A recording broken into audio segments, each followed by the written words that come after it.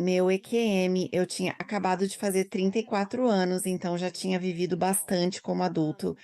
Eu estava muito focado na carreira.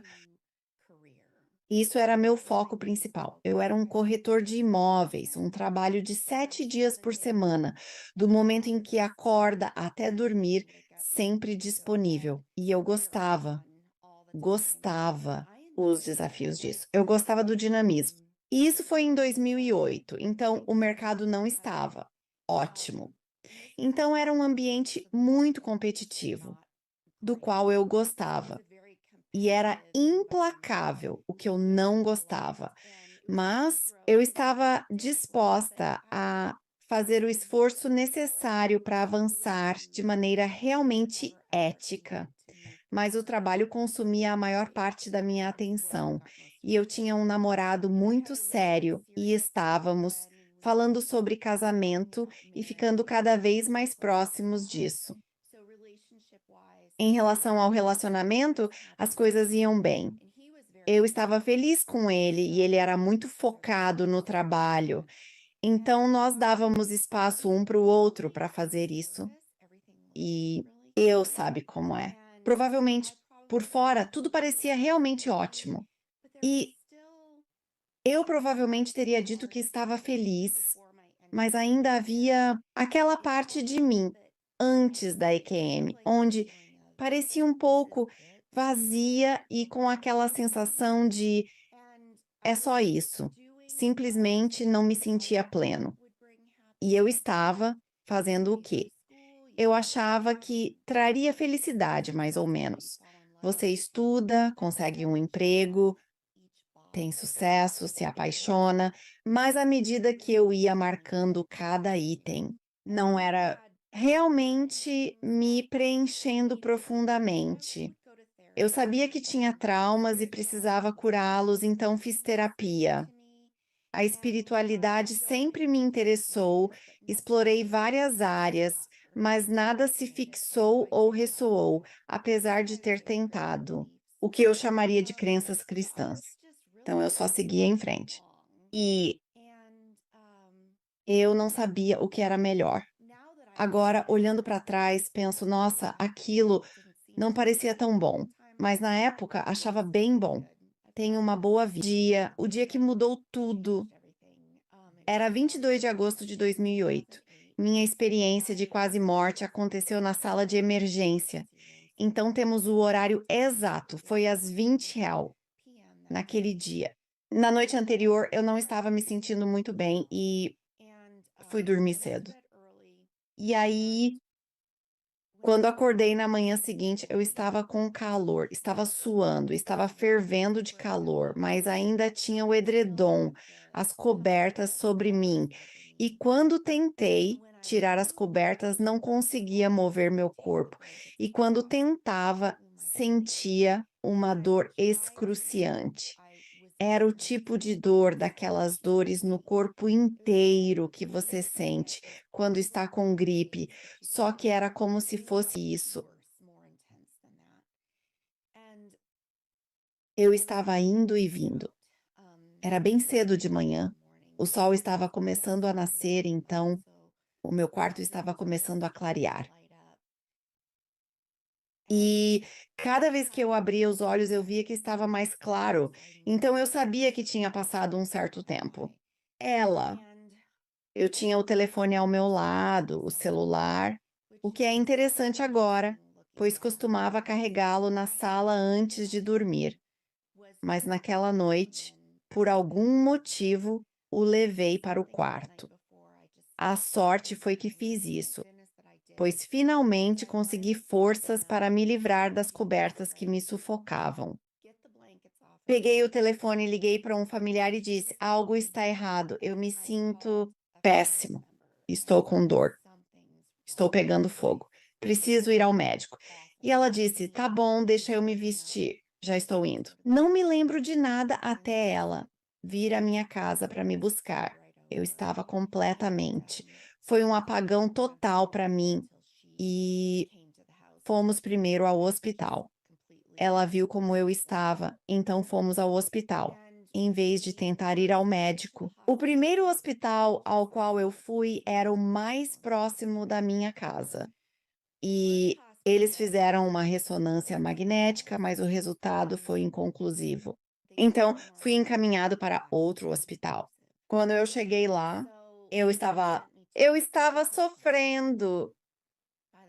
Eu não conseguia manter minha cabeça erguida. Colocaram-me numa cadeira de rodas para me levar ao pronto-socorro. Minha cabeça estava pendendo. E eu estava mesmo. Quer dizer, eu podia sentir que estava morrendo. Naquele momento, eu sabia que meu corpo desistia. E, enquanto eu esperava pela tomografia, tudo ao meu redor ficou muito amplificado. As luzes do hospital já são bem fortes, essas luzes fluorescentes. Mas, nossa, parecia que estavam me castigando naquele momento. Havia crianças que eu podia ouvir na sala de espera, corredor afora, e parecia que estavam gritando. E então eu disse para alguém que estava comigo, eu falei, essas crianças estão tão barulhentas. E ela disse, na verdade, estão se comportando bem. Tudo estava tão amplificado. Até o relógio na parede, o ponteiro dos segundos, enquanto tiquetaqueava, eu podia ouvi-lo alto. E vieram me buscar para a tomografia computadorizada. Nesse momento, suspeitavam de cálculos renais, então precisavam colocar o soro antes de fazer o exame. Um tipo especial de exame que eles queriam fazer. Nesse momento, eu estava tão desidratado por causa da febre e eles não me deixavam beber ou comer nada. Não achavam veia no meu braço para o soro e lá estava eu deitado. O colchão em que eles te deslizam para dentro do túnel do tomógrafo. E eu estava ali deitado. E eu me lembro, foi quando comecei tentando sair do meu corpo. Foi quando não era apenas desmaiar porque eu estava doente ou com dor. Eu podia sentir tentando sair do meu corpo.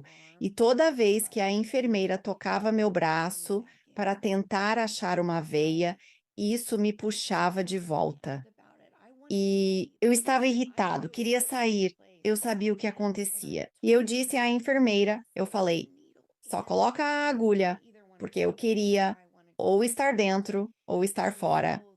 E então, ele colocou a agulha, fui fazer a tomografia. E eu não me lembro de nada disso. Eu me lembro depois sendo levado para a área no pronto-socorro onde eu esperaria pelo médico para ver o que fazer em seguida. Eu ainda não tinha tomado analgésico. Estava exausto, com 41 graus de febre, desfalecendo rapidamente. Lembro-me de sentir assim, ou de ter esse pensamento de que eu não aguento mais essa dor. Não aguento mais essa dor. E bem naquele momento, eu fechei os olhos e estava pegando fogo de febre e comecei a sentir um frio intenso ao mesmo tempo. E comecei a convulsionar. Eu podia sentir meu corpo todo tremendo, minha cabeça. Havia tanta pressão na minha cabeça, eu podia sentir as veias estourando na minha cabeça. E de novo me veio aquele pensamento: não aguento mais isso. E foi exatamente naquele momento que eu me desconectei completamente do mundo externo. De certa forma, me desconectei do meu corpo. Naquele momento, definitivamente me desconectei da dor, das sensações. E eu comecei olhando ao redor, dentro do meu corpo. Eu estava me sendo mostrado, quase como um filme de ciências do sangue circulando, como os vistos na aula de ensino fundamental ou médio. E eu conseguia ver isso. Eu conseguia visualizar os órgãos internos e as células. E era apenas uma simples observação. Eu não dava muita importância, apenas observava durante a viagem. E então percebi que estou olhando para um corpo moribundo. que eu estou morrendo. Não era tanto um pensamento, mas sim uma certeza de que estou morrendo. E, nossa, é exatamente isso que se sente ao morrer. E eu não estava assustado. Eu realmente não senti emoção alguma em relação a isso. Você pensaria que eu sentiria, mas não tive emoção alguma. E bem naquele momento, eu saí do meu corpo. Foi rápido, questão de um instante. No teto, olhava para baixo, vendo a cena abaixo, tudo claro. Meu corpo ali deitado na maca. Mas me senti aqui em cima, no teto, e não fazia sentido. Então precisei de um momento para me orientar, para entender o que estava acontecendo. E à medida que eu percebia, o verdadeiro eu estava no teto, olhei para baixo, vi o corpo e entendi. Aquilo é só a minha casca. Eu não vi vida naquele corpo mais. E eu vi a cena ao meu redor, médicos, enfermeiros, as poucas pessoas ali que eu conhecia, que observavam tudo o que ocorria. E eu estava apenas absorvendo tudo, só olhando ao redor, observando.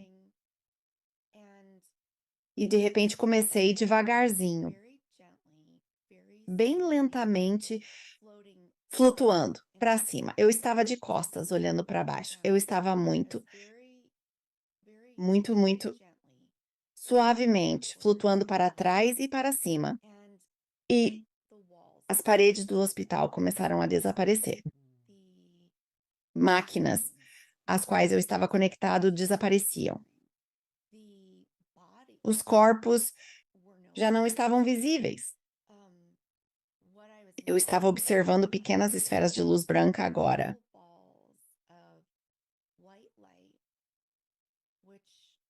Isso era a alma de todo mundo. Eu estava vendo a alma de todos. E vi como todos estavam conectados por um fio muito fino e iridescente, que é exatamente como uma teia de aranha parece se você a vê exatamente certo na luz do sol. E eu estava apenas absorvendo tudo. E então eu tive um momento em que observei que todas essas pequenas esferas de luz branca, todas essas almas, estavam realmente saltitando.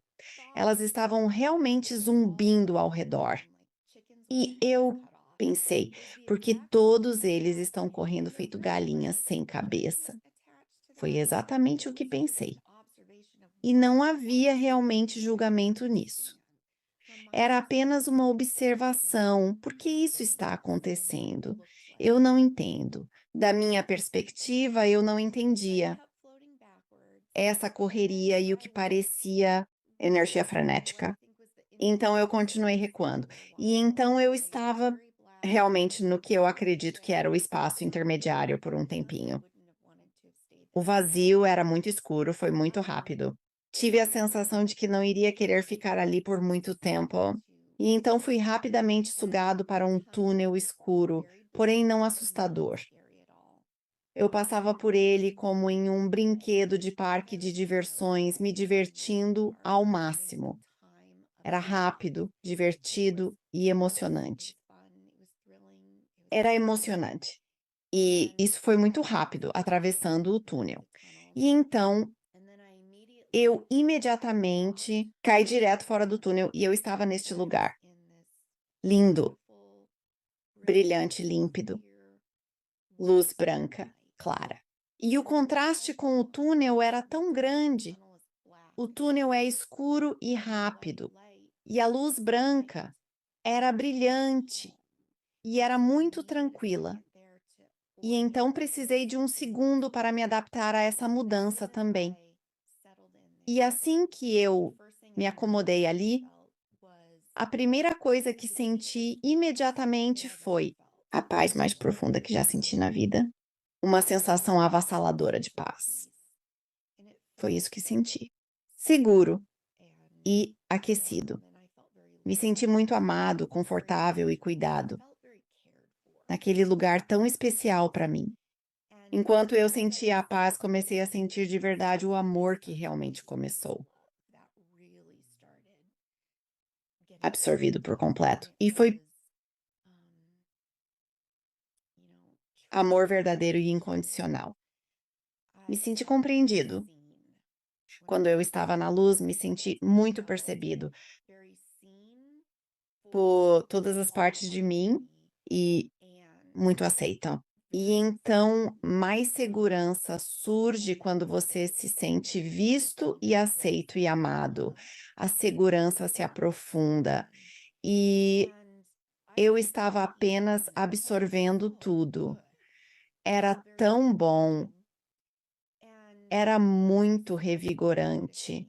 E comecei a perceber, eu sabia que meu corpo não estava lá, mas ainda podia sentir eu mesmo, de certa forma, minha alma, a parte que é unicamente eu. E comecei a perceber que havia lacunas sendo preenchidas. E comecei a me sentir mais completo à medida que as lacunas eram preenchidas.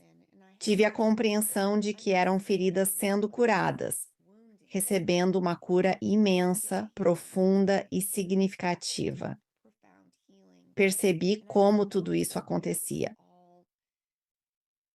acontecendo. E era muito suave, muito amoroso, muito cuidadoso e compreensivo. E quanto mais os buracos eram preenchidos, quanto mais sentia. Quase como se eu estivesse me fundindo à luz branca, mas ainda assim mantendo minha própria vibração única, meu próprio eu único.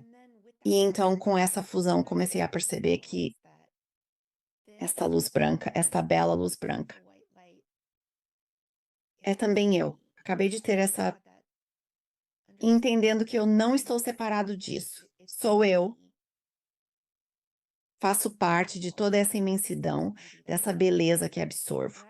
E eu adorava cada minuto. E eu, então, naquele momento, percebi que não estava sozinho ali. Eu senti quase como se houvesse uma multidão ao meu redor, mas uma multidão bem confortável. Percebi que eram outras almas que estavam lá comigo.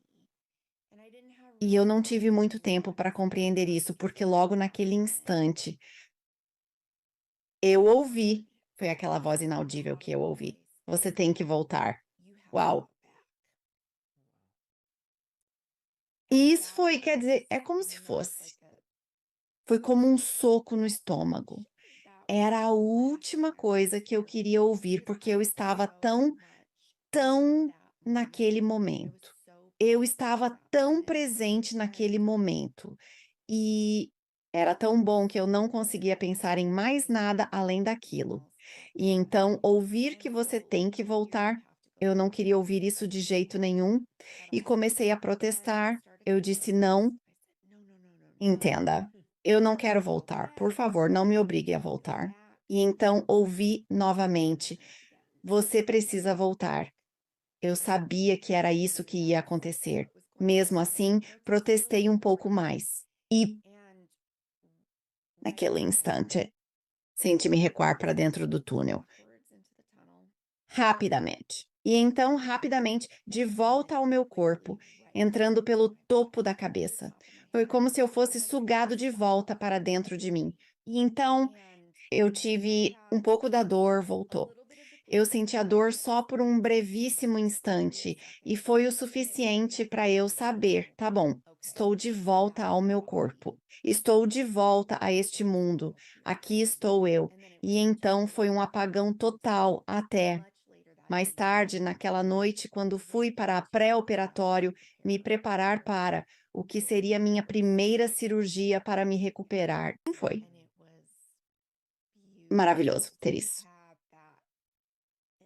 Ainda me emociono tanto por ter vivido isso. Interação direta. Foi simplesmente: fico feliz que tenha sido assim, sem distrações, só eu e Deus. Quando sentia outras almas se aproximando, me perguntava o que era aquilo. Seriam um sinal divino? Parentes que já se foram? Dizer, tem sido uma jornada, e é uma jornada que ainda continua. Está chegando a 15 anos. Serão 15 anos em agosto, e eu, há poucos dias, tive um grande estalo, um momento eureka. Continua se desenrolando para mim. Mas logo quando eu voltei, eu não estava pronto. Eu não tinha ferramentas para lidar com isso. Realmente não entendia o que era uma experiência de quase morte. Ouvi falar, pensava ser sobre pessoas em grande risco de morte. Honestamente, não sabia que era algo real em estudo. Não fazia parte do meu conhecimento, minha aprendizagem ao longo da vida. E então, quando voltei, eu tinha certeza absoluta, sem dúvida alguma. Sabia que morrera e entrara numa luz branca que acreditava ser Deus, que me amava, mas não tinha com quem falar. Comentei com algumas pessoas e eram as duas presentes quando morri, e então não conseguiam ouvir. Queriam seguir em frente daquela parte do ocorrido. Eu realmente acho que estavam. Devem ter ficado completamente traumatizadas por estarem ali e presenciarem aquilo. E então essas eram as duas pessoas em quem eu mais confiava com essa informação, de verdade. E quando não a receberam bem, desisti por um tempo de tentar falar sobre isso com alguém. E lembro que, após minha segunda cirurgia, comentei com o cirurgião em uma consulta de acompanhamento. Má ideia. Má ideia. Você é o melhor cara da ciência. Ele não quis ouvir. E ele até riu.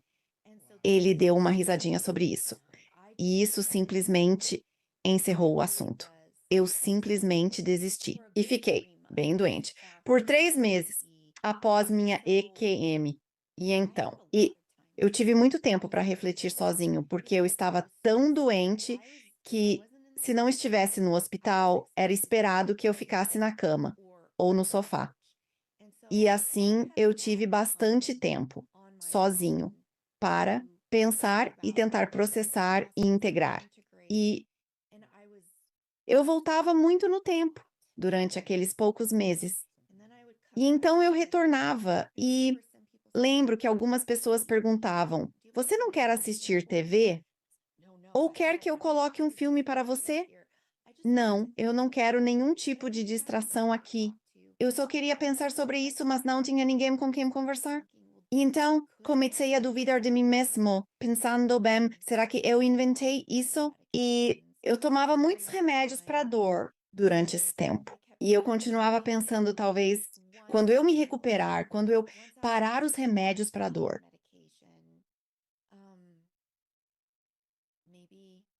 parecerá que tudo foi apenas um sonho. Mas então, o que aconteceu é que, assim que eu parei com a medicação, tudo mais parecia um sonho. E a EQM parecia mais real do que qualquer outra coisa. Isso foi muito confuso. E quando eu melhorei, eu estava, eu precisava voltar ao trabalho e começar a cuidar de mim mesmo novamente, e eu não conseguia. Eu ia. Lembro da minha primeira saída importante. É o meu namorado e nós fomos a uma loja de sapatos, e era um desses lugares tipo armazém, com tetos bem altos, cheio de gente. E tive um ataque de pânico total. Eu estava tão sensível, porque fiquei totalmente exposto na minha IQM. Estava sintonizado com tudo e todos. Estar em um lugar assim foi avassalador, e eu tive um ataque de pânico completo, e ele me tirou de lá. E, tentando entender isso, nós apenas pensamos, bem, talvez, porque eu estava muito tempo em casa, foi a primeira vez que eu saí, mas eu ia ao supermercado e estava tão sensível. Eu estava captando as energias dos outros e estava absorvendo as emoções alheias.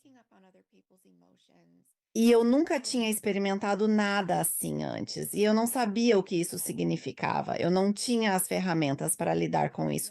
Então acabei ficando em casa. Por cerca de 1 ano e meio, quase 2 anos, fiquei em casa, e era o único lugar onde eu sentia que conseguia controlar a energia ao meu redor, de certa forma. Mas eu estava com medo. Sair era assustador, especialmente sem entender o que acontecia. Eu não entendi o que foi dito. Eu nem sabia o que era um empata. E então tentar entender as sensibilidades era simplesmente impossível. E mesmo quando eu ficava em casa, lembro de muitas noites em que dormia com as luzes acesas. Eu estava realmente assustado, porque eu podia sentir tanta agitação ao meu redor, mesmo estando sozinho em casa. E tivemos uma tempestade de neve terrível. Foi uma dessas tempestades onde todo mundo fica em casa. Você não consegue tirar o carro da garagem. Todo mundo fica em casa. Lá fora estava muito silencioso. Eu comecei a ficar curioso. Comecei a estranhar algumas coisas que estavam acontecendo. Eu adorava relógios e tinha uma coleção bem legal. Não conseguia mais usar meus relógios Mock porque toda vez que eu colocava um, ele parava de funcionar. E então eu tentava o próximo e ele também parava. É, as portas automáticas, tipo nas lojas Target. Elas não estavam abrindo para mim, como se não me enxergassem. E veio uma tempestade de neve enorme, e era hora de refletir sobre tudo. Foi aí que comecei a pesquisar no Google. Foi o que aconteceu. E pesquisei algo, tipo, você pode usar relógios depois de morrer? Algo assim. E foi quando eu comecei a encontrar toda essa pesquisa sobre EQMs e os efeitos posteriores das EQMs. E quando eu lia a lista de efeitos posteriores, eu ia marcando tudo enquanto descia a lista. E esse foi um ponto de virada enorme para mim, poder dizer: isso aconteceu comigo. Eu tive uma experiência de quase morte. É uma experiência de quase morte. Médicos pesquisam isso. Eu não sou o único a quem isso ocorreu. O motivo de eu não poder sair é ter todas essas sensibilidades ampliadas. Compreender isso foi crucial para mim. E ainda assim eu não conseguia sair.